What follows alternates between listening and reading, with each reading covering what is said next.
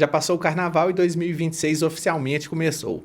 Agora dá para a gente ter uma noção mais clara do que são as grandes tendências desse ano. Então, nesse vídeo, eu vou te mostrar as 5 maiores tendências que eu consigo perceber até o momento para IA em 2026. Primeiro, PDF. O Andrew Ng, que é o grande pioneiro no uso de GPUs para dados. Então, GPUs antigamente eram usadas para jogos e o Andrew foi a primeira pessoa a colocar modelos de IA para rodar na GPU para ver se ficavam mais rápidos. Então, a gente está falando dessa pessoa. E o Andrew, ele falou recentemente num evento que o PDF é a nova mina de ouro dos dados em IA. Por quê? São muitos PDFs que existem.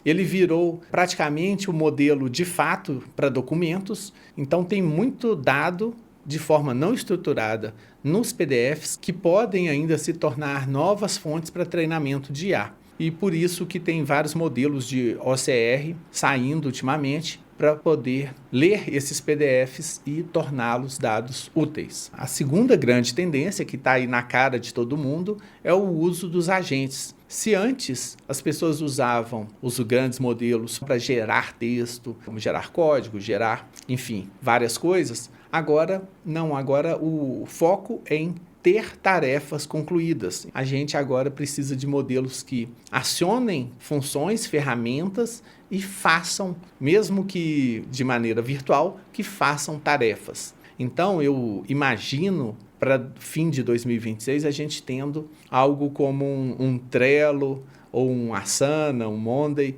um desses gerenciadores de tarefas com agentes em vez de pessoas. Então você tem lá um Kanban e coloca lá o que precisa ser feito e os agentes de IA vão pegando aquelas tarefas, realizando e colocando ali em concluído. Então você vai ser mais ou menos um orquestrador de agentes.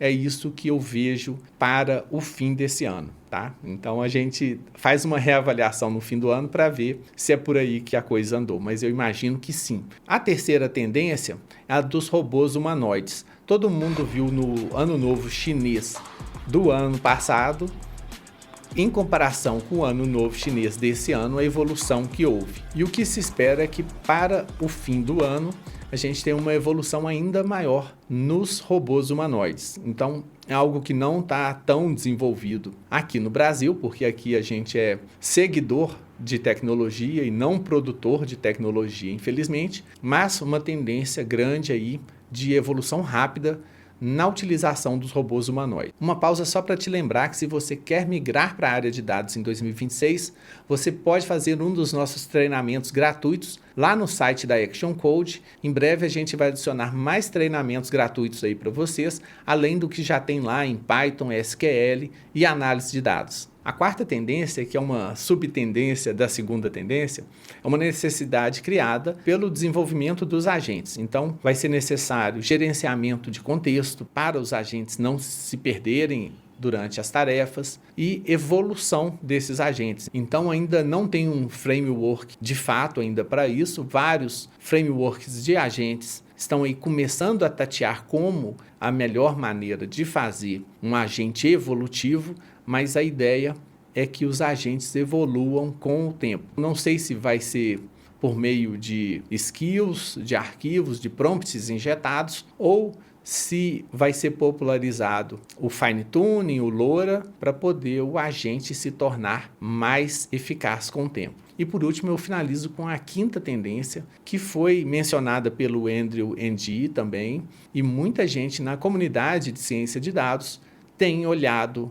bastante para isso. Tem saído vários papers com relação a isso e muita gente está acreditando que essa vai ser a grande tendência de 2026 junto com os agentes. Então é uma subtendência também dos agentes, que são os SLMs, os Small Language Models. Então se antes se buscava sempre o maior modelo, o mais inteligente, agora a tendência é gerar datasets de treinamento com os modelos maiores e treinar pequenos modelos para tarefas específicas. Então, vários estudos têm pegado modelos pequenos que cabem aí nas nossas GPUs, podem ser tunados aí nas nossas GPUs de casa, e esses modelos atingiram acurácia maior do que os grandes modelos em tarefas específicas, como chamar certas tools, por exemplo, ou executar pequenas tarefas. A gente está falando daqueles modelos ali de 500 milhão de parâmetros até 4 bilhões de parâmetros, que são capazes de conversar e, ao mesmo tempo,